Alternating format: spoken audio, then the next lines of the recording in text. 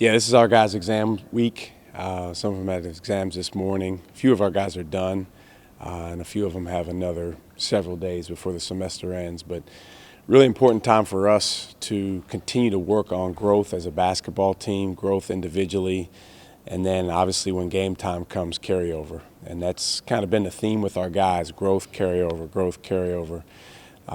Where we are right now, 9 games into the year, is obviously still a work in progress. I've seen a lot of growth in our guys. I've seen a lot of individual guys really step forward at being able to take some of the things that we ask them to do and apply them on the court.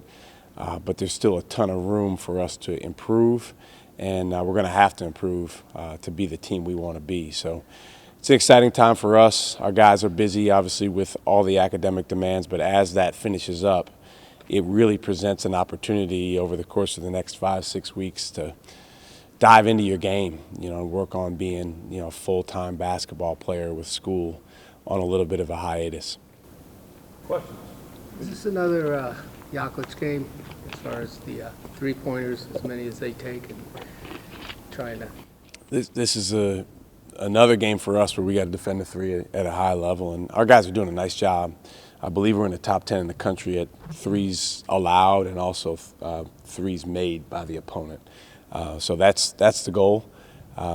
Teams like Central Michigan are dangerous because they can take and make threes from all different positions. One of the things that's a huge emphasis to our guys is transition defense. You cannot just run back in the paint because they may run 5 guys outside the three-point line, and now you're outnumbered. So the next couple of days, we'll spend a ton of time on that, and then, of course, when we get in the game, we got to go carry it over.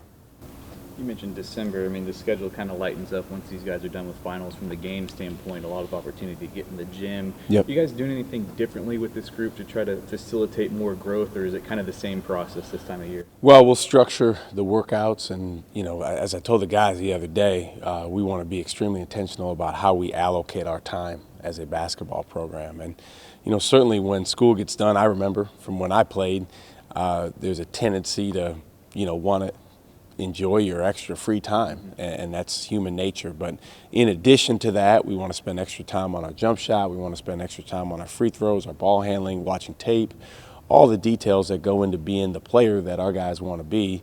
And then obviously you bring those things together as a team to move forward. And there's so many examples of guys that have taken this time mid-December to mid to late January and taken huge steps as basketball players.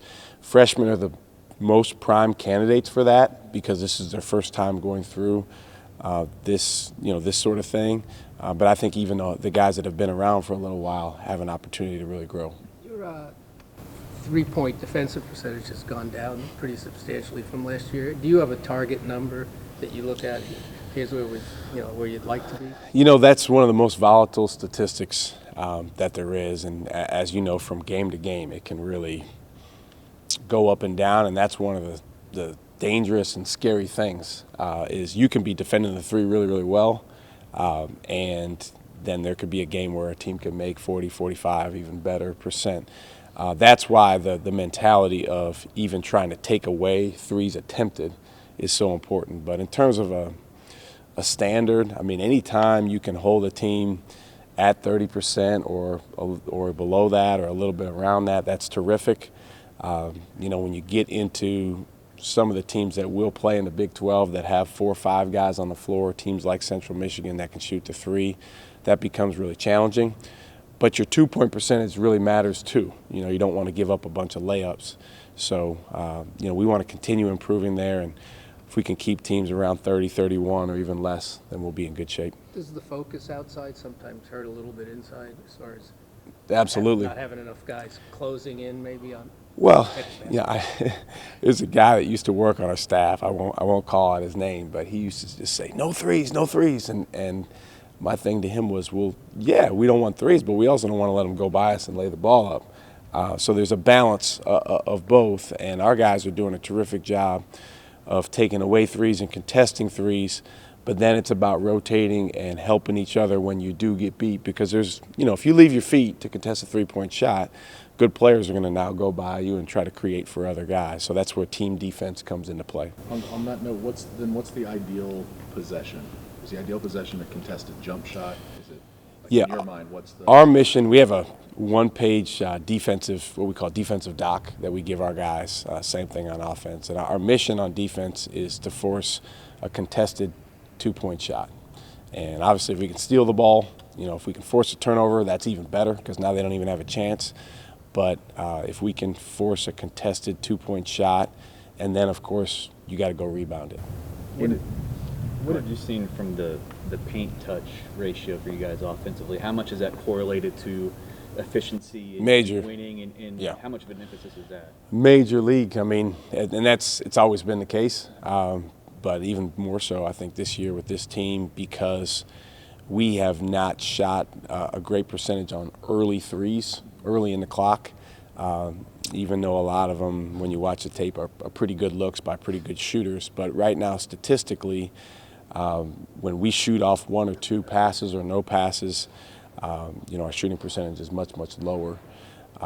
When we get in the paint, our points per possession is significantly higher, and that's a big point of emphasis. I thought Texas A&M did a really good job defensively of keeping us from getting in the paint, and the way they played was pretty extreme with it. I mean, they'll leave a guy guarding the ball side corner, come all the way over to stop a drive and leave him wide open. But that's a way that some teams will guard, and then you got to find other ways to get in the paint. Is it difficult to get across the players? Because the guys you trust to shoot threes, they get an open one early, Yeah. maybe not in the flow. Well, I think that's probably one of the most challenging things in terms of offensive philosophy, especially with guys that have proven that they can make that shot. The last thing you want them doing is looking over at the bench on every pass and saying, well, is it okay? Should I shoot this one? Because that's not how basketball works. You want to develop over the course of the season a really good sense of what is the type of shots we want and what are the type of shots that we want to pass up. Obviously, that's all relative to what you can get later in the clock. There's certainly been possessions at times for every team where you pass up a shot, and then later in the clock, the one you get is not as good. So it's a balance. A lot of it, what we're trying to teach our guys, is circumstantial in the moment. So in other words, if we've bombed 3 very quick threes and none of them have gone in, then that's a time where we can't do that again, even if it is Jace Febris or Andrew Jones, who are very good shooters. At that point, we really need to make sure that we're putting an emphasis on attacking the basket, getting in the paint. You talked about it a few weeks ago about, I think before your New York trip, Kai went up to you and asked, what do I need to do to play Yep. more, get on the court more? And you said he's done what you've needed him to do in practice in terms of, being physical, being engaged and energized. How do you make sure, especially during this time with, so few games, that there's not a backslide? I mean, what do you need to do, and how much of that is just on him to make sure that he doesn't do it? Stay on him. That's the biggest thing. I was at him today. He was in here earlier. And one thing about Kai is he has the best work ethic of a 6'11" player of anyone I've ever coached. And that really is going to serve him well moving forward. There's a lot of guys, 6 foot, 6'2", that get in the gym and spend a lot of time working on their game.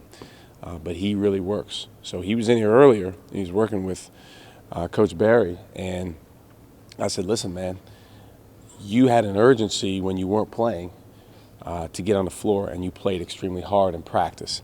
That has to continue. Your rebounding interval has to continue to get better. Right now he's at 4.6. It's got to be better. Got to be better. And I think that the key there is, as a player, and I made this point to him as well, can you be highly receptive to that when for just a minute it might feel like, hey, coach is coming at me. It's all in the name of helping him get better. And I think his receptivity has been very good of late. And now when we get in the practice court, we want him to be highly competitive and take ownership of what exactly he needs to do. So the answer to your question is just staying on him. But that's saying something, because you coach some pretty good 6'11" guys. I mean, Yeah. What does that say about him and who he's trying to become? Well, he works like a guard. Most bigs don't work great at that age. They're still learning to work. Now, all those guys that we've had at that position developed so much better work ethics over the course of their time here and then even beyond. The Brooklyn Nets rave about Jared Allen's work ethic now. And he got so much better at it even during the 1 year he was here. But Kai came in with a really good work ethic, a drive to get better. He has big goals. So that says a lot about him. But it is insane to work your tail off and then not give unbelievably great effort when you're on the floor. And I'm not saying that he's doing that, but that's something that we got to keep in the front of his mind to make sure that he's really, really getting at it and that he has a little bit more in him that he can pull out of himself. Do you like him and Jericho together much? Or? Yeah, I do. I do like him and Jericho together. It gives you like an athleticism out there and more presence. But when they're in there together, they got to grab the ball. I mean, we should be, as a team, we should take a significant step rebounding when that lineup is in the game. And so that is something we've really emphasized to them.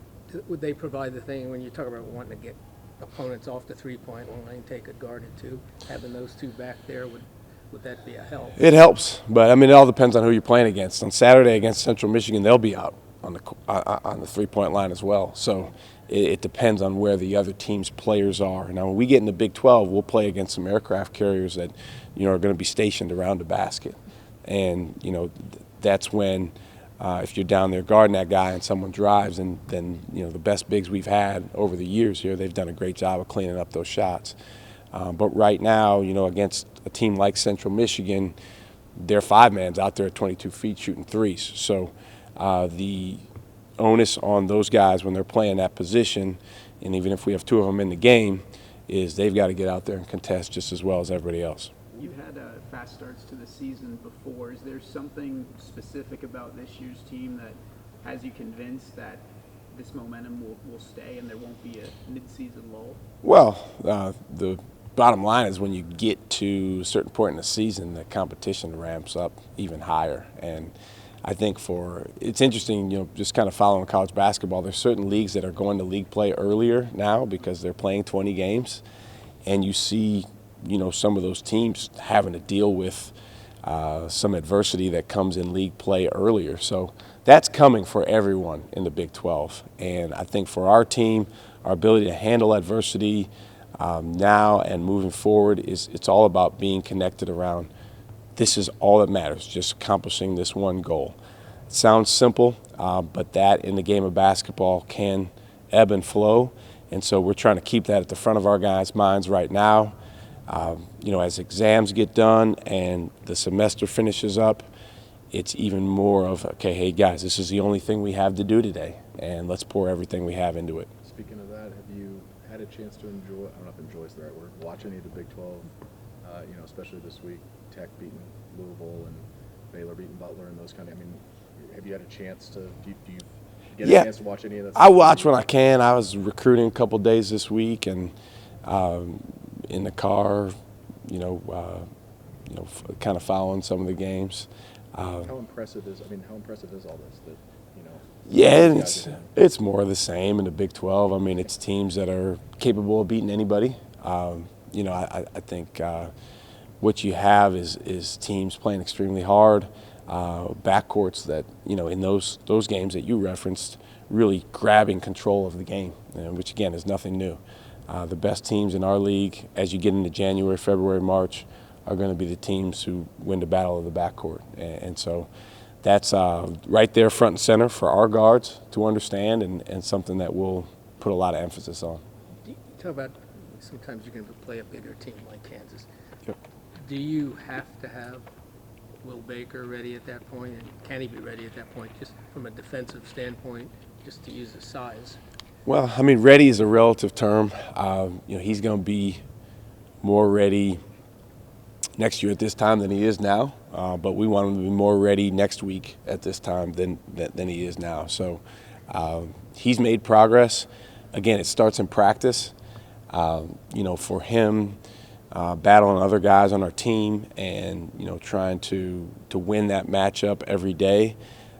He had one of his best practices of the year in our last practice session, so he's just got to continue to improve, and then when he gets on the floor, take advantage of the opportunity that he has.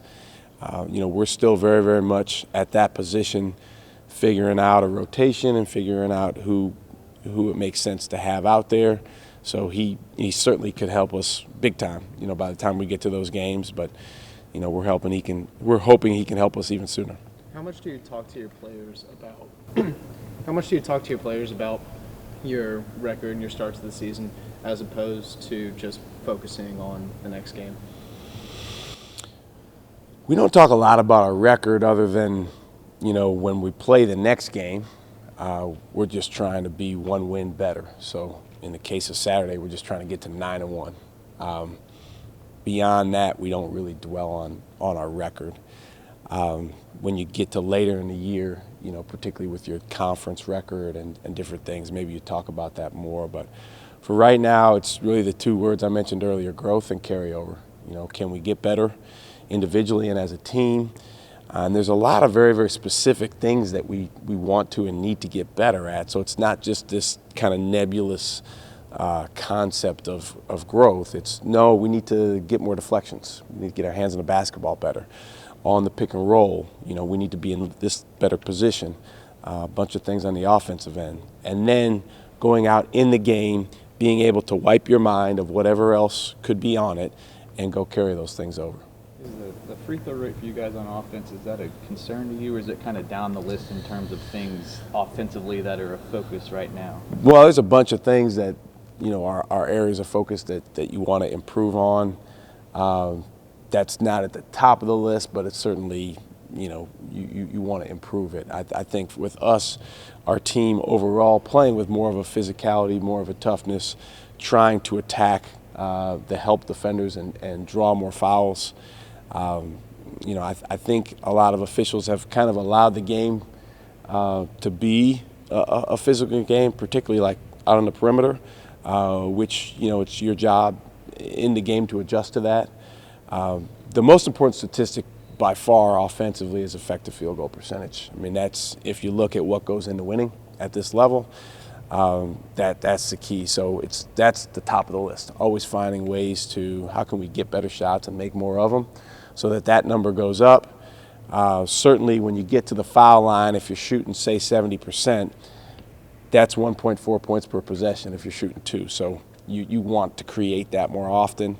And that's something that'll be an emphasis on Saturday for sure. Well, you guys are 51.5 right now, effective field goal. When you look at that, do you look at that and think, if we make more open shots, this number is going to really go up? Or how do you view the level of growth to improve on that number?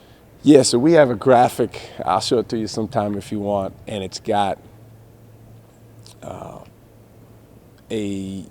of our guys are on there, and the guys that are above the goal that we have, the icon for them is a rocket.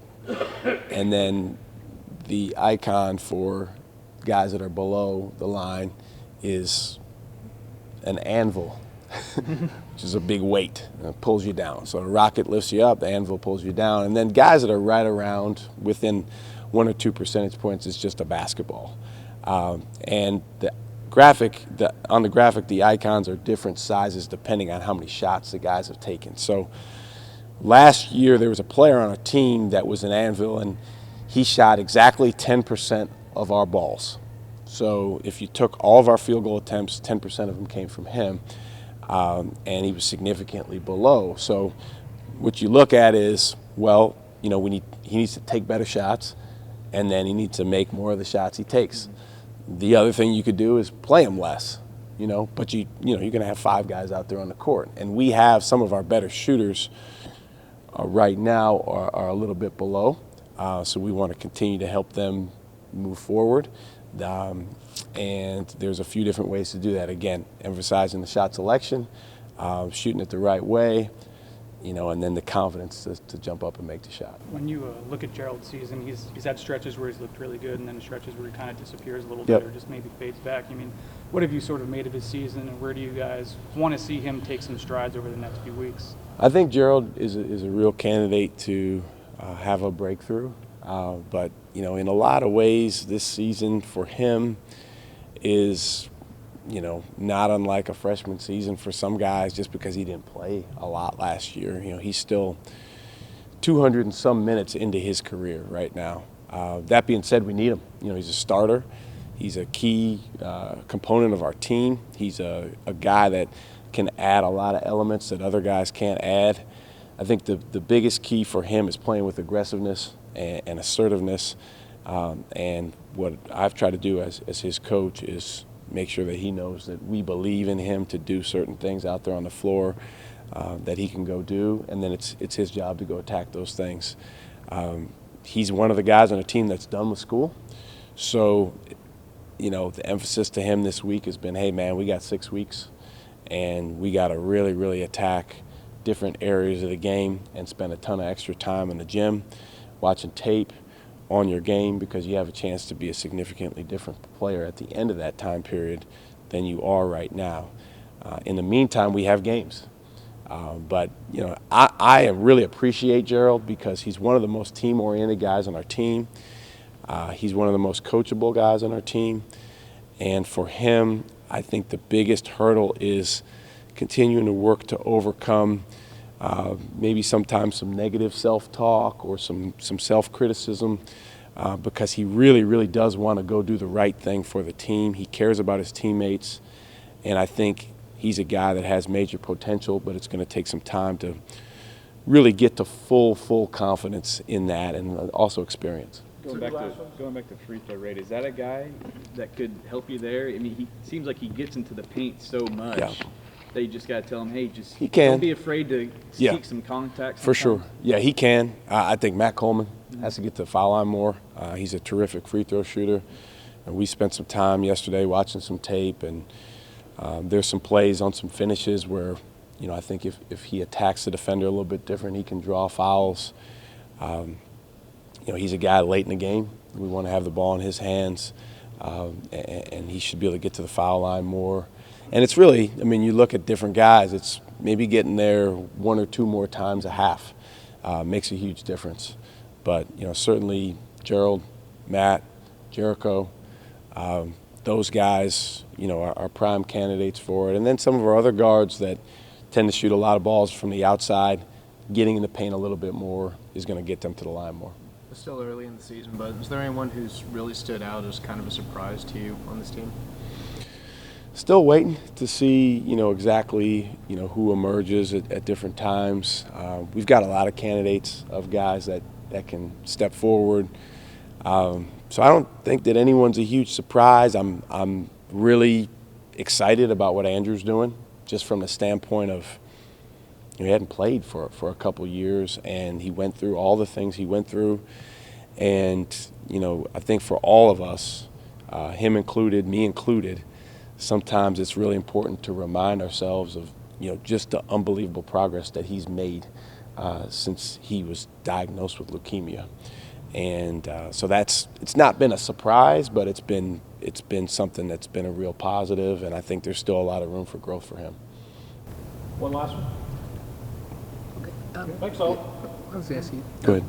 I don't know that you can single somebody out, but would Liddell be this type of person that Andrea could make a big difference with, you know, as far as getting to the rim? Yeah. Looks like he has a frame, but She can, and she will, and she is. You know, last year, one of his biggest challenges was his knees and his back were chronically in pain. And so it was hard for him to go out on the floor and play aggressively and play as hard as he possibly could play because he was always hurting. And that was a function of you know, not having done a lot of the things strength and conditioning wise prior to getting here that can help you with that sort of pain and help balance your body out from the standpoint of core development and strength, back, you know, some of the other things that are beyond my understanding that she, you know, understands really, really well. So, yeah, she's going to make a big impact with him. She already is. There's several guys on our team that I think are very, very fortunate to have her, really, really working individually with them, and it's going to make a big difference.